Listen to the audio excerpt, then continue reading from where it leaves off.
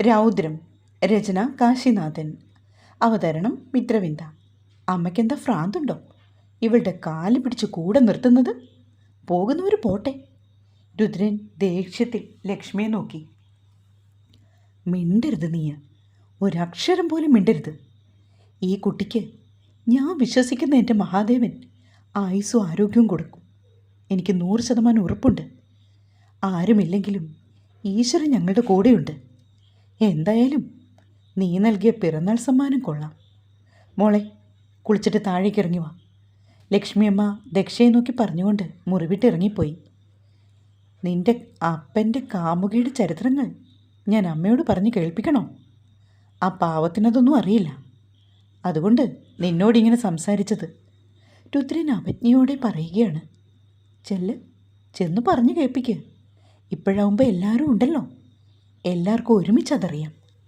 നിങ്ങളുടെ വല്യമ്മയ്ക്കാണെങ്കിൽ എന്നെ കാണുന്നത് ചതുർത്ഥിയാണ്. അവളും വിട്ടുകൊടുത്തില്ല.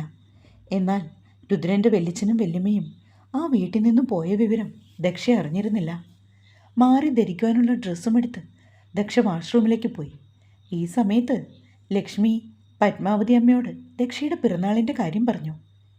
ഇനിയിപ്പോൾ നേരെ ഇത്രയായില്ലേ, സദ്യ ഒരുക്കാനൊക്കെ സമയമുണ്ടോ മോളെ? ഇല്ലമ്മേ, എന്താ ചെയ്യുക? നീ ആ ഡ്രൈവറെ വിളിക്ക്, നമുക്കെല്ലാവർക്കും കൂടി പുറത്തു പോയാലോ? പത്മാവതി അമ്മ പറഞ്ഞതും ലക്ഷ്മിക്കത് സന്തോഷമായി. ഡ്രൈവറുടെ നമ്പറിലേക്ക് അവർ കോൾ ചെയ്തു. ലക്ഷ്മി തങ്ങളുടെ ഡ്രൈവറായ രാജനെ ഫോണിൽ വിളിച്ചു.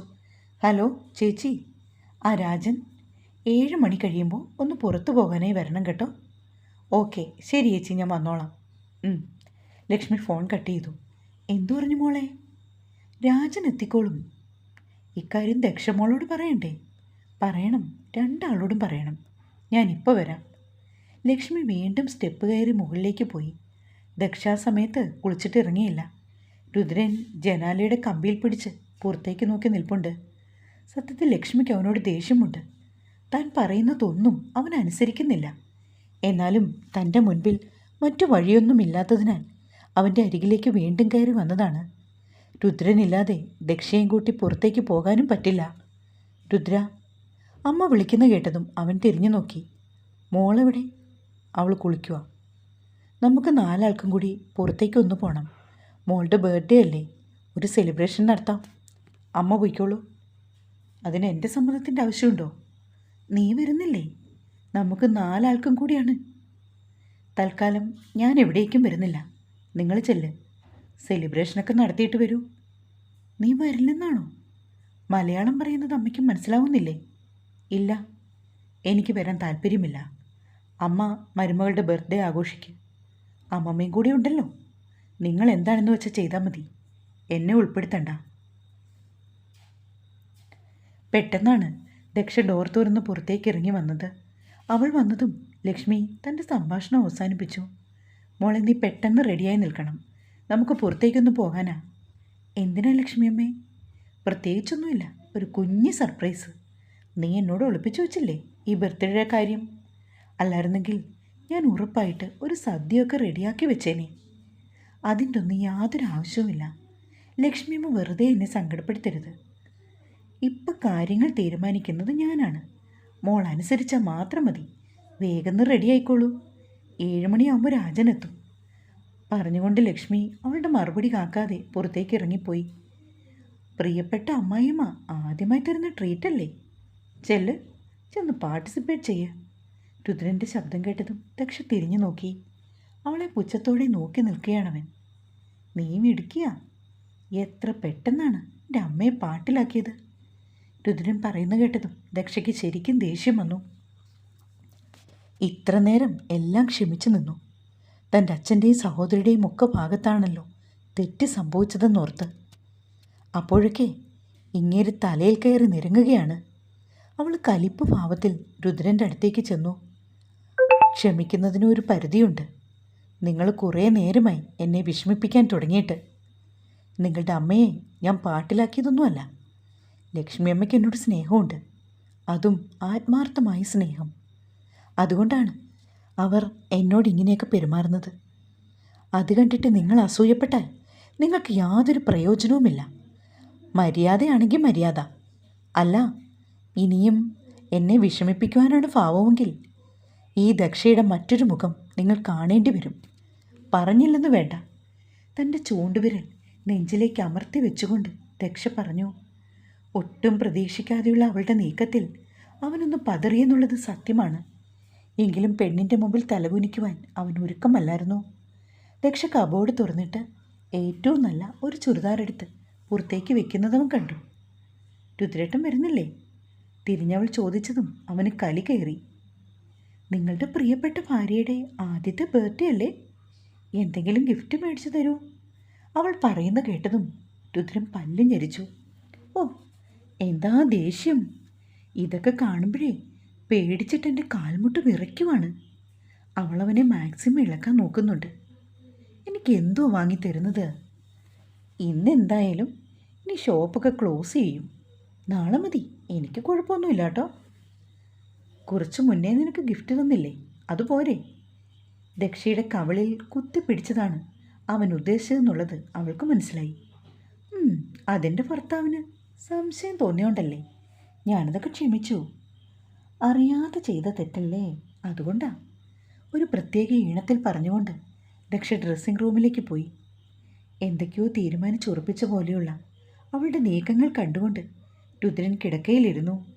ദക്ഷ ഡ്രസ്സിംഗ് റൂമിൽ നിന്ന് പുറത്തേക്ക് വരുമ്പോൾ രുദ്രൻ അതേ ഇരിപ്പ് തുടരുകയാണ്. അവൾ ഒരു മരതകപ്പച്ച നിറമുള്ള ചുരിദാറായിരുന്നു ഇട്ടത്. അതവളെ കൂടുതൽ സുന്ദരിയാക്കി. കാര്യമായിട്ട് മേക്കപ്പൊക്കെ ചെയ്ത് അവനെ ഇളക്കാൻ ശ്രമിക്കുന്നുണ്ട്. കണ്ണാടിക്ക് മുന്നിൽ നിന്ന് മുടി ചീകുമ്പോൾ അവൾ രുദ്രനെ പാളി നോക്കി. അവൻ ഇപ്പോഴും ദേഷ്യത്തിലാണെന്ന് അവൾക്ക് മനസ്സിലായി. ഞാൻ റെഡിയായി. രുദ്രേട്ടൻ വരുന്നില്ലല്ലോ അല്ലേ? അവൾ വീണ്ടും ചോദിച്ചു. ഇത്തവണ ശബ്ദത്തിൽ ചെറിയ ഒരു കളിയാക്കലുണ്ട്. മിണ്ടാതെ പോടി പുല്ലേ. രുദ്രൻ കട്ടിലിൽ നിന്ന് എഴുന്നേറ്റ് ജനലിൻ്റെ അടുത്തേക്ക് നടന്നു. നിൻ്റെ ഒപ്പം വരാൻ എനിക്ക് സൗകര്യമില്ല. അയ്യോ, ഒരു പ്രശ്നവുമില്ല. അമ്മയും അമ്മമ്മയും ഞാനും കൂടി പോയി ആഘോഷിച്ചിട്ട് വരാം. ദക്ഷ ചിരിച്ചു. പക്ഷേ രുദ്രേട്ടന് ശരിക്കും നഷ്ടമാകും കേട്ടോ. ലക്ഷ്മിയമ്മ നല്ലൊരു സർപ്രൈസ് ഒരുക്കിയിട്ടുണ്ട്. പാവം, എൻ്റെ ഭർത്താവ് ഇതൊന്നും കാണാൻ കൂടിയില്ലല്ലോ. അവളത് പറഞ്ഞതും രുദ്രൻ്റെ മുഖത്ത് ഒരു നിമിഷം ഒരു ഭാവമാറ്റം മിന്നിമറിഞ്ഞു. പക്ഷെ ഉടൻ തന്നെ അവൻ മുഖം കടുപ്പിച്ചു. എനിക്കൊന്നും അറിയണ്ട, നീ പോകാൻ നോക്ക്. കുറേ നേരമായി കിടന്ന് ചിലയ്ക്കുന്നു. ഇനി അവനോട് സംസാരിച്ചിട്ട് കാര്യമില്ലെന്ന് ദക്ഷ മനസ്സിലാക്കി. അവളൊരു പുഞ്ചിരിയോടെ പുറത്തേക്ക് നടന്നു. പടിയിറങ്ങി ചെല്ലുമ്പോൾ ലക്ഷ്മി ഹാളിൽ നിൽപ്പുണ്ട്. പത്മാവതിയും താഴെയുണ്ട്. മോളെ, നീ റെഡിയായോ? ലക്ഷ്മി സന്തോഷത്തോടെ ചോദിച്ചു. റെഡിയായി ലക്ഷ്മി അമ്മേ. രുദ്രം വരുന്നില്ലേ? പത്മാവതിയാണ്. ഏട്ടന് വരാൻ താല്പര്യമില്ല അമ്മമ്മേ. ദക്ഷ പറഞ്ഞത് കേട്ടപ്പോൾ ലക്ഷ്മിക്ക് വിഷമമായി. അവൻ എന്താ ഇങ്ങനെ? എപ്പോഴും ഒരു വാശിയും ദേഷ്യവും. അവൻ വരണ്ട, നമുക്ക് പോകാം ലക്ഷ്മി. നിർബന്ധിച്ച് കൂട്ടിക്കൊണ്ടു പോകേണ്ട ആവശ്യം തൽക്കാലം നമുക്കില്ല. അത്ര തന്നെ. പത്മാവതി ലക്ഷ്മിയെ സമാധാനിപ്പിച്ചു. അവർ മൂവരും പുറത്തേക്കിറങ്ങി. രാജൻ കാറുമായി പോർച്ചിൻ്റെ മുന്നിൽ കാത്തു നിൽപ്പുണ്ട്. അവർ കാറിൽ കയറി. കാറ് മുന്നോട്ട് നീങ്ങുമ്പോൾ ദക്ഷ പുറത്തേക്ക് നോക്കി.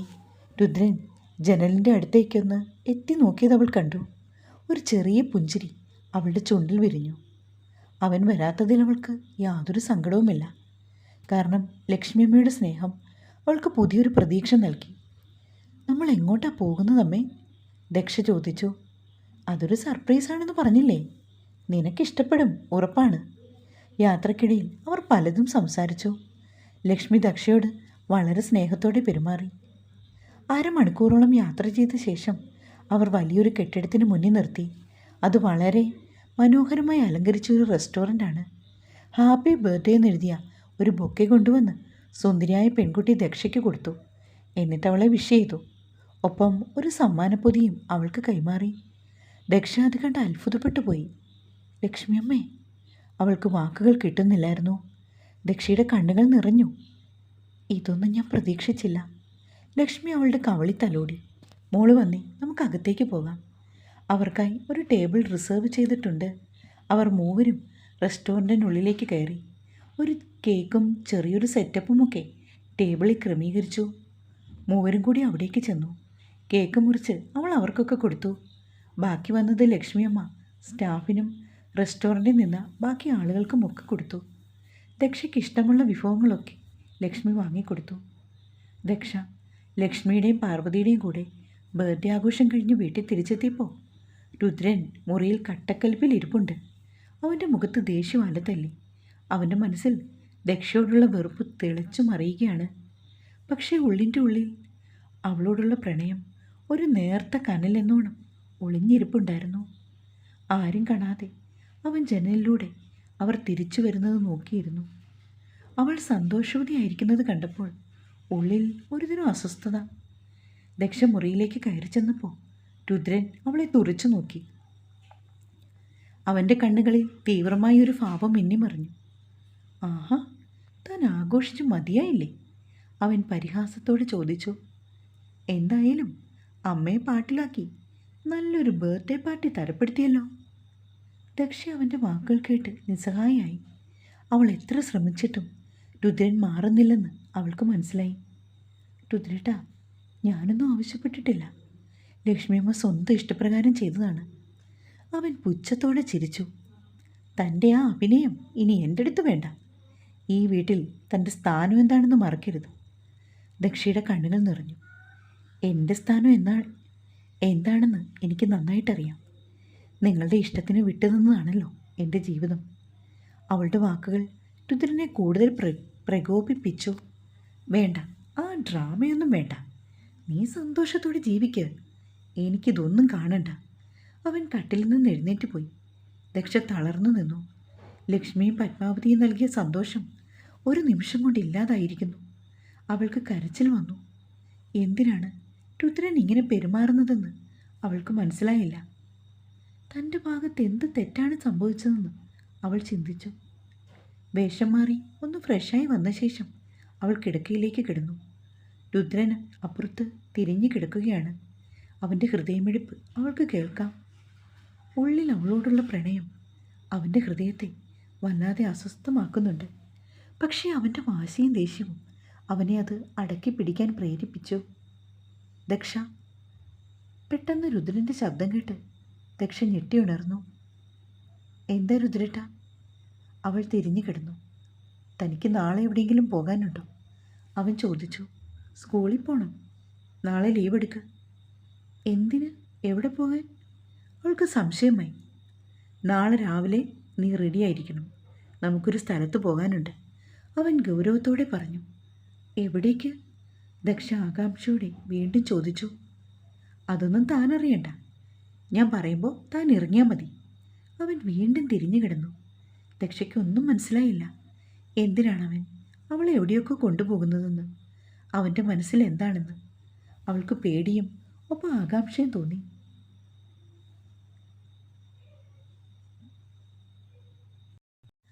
തുടരും. വായിച്ചിട്ട് ഇഷ്ടമാവുന്നുണ്ടോ? രുദ്രൻ സ്നേഹിക്കട്ടല്ലേ? പാവം പെണ്ണ്, എത്ര നാളായി ഇങ്ങനെ. അതോ നിങ്ങൾക്ക് ഈ ഗൗരവം ഇഷ്ടമാണോ? ഇങ്ങനെ കുറച്ചുകൂടെ മുന്നോട്ട് പോയാൽ ബോറാവോ? റിവ്യൂ തരണേ.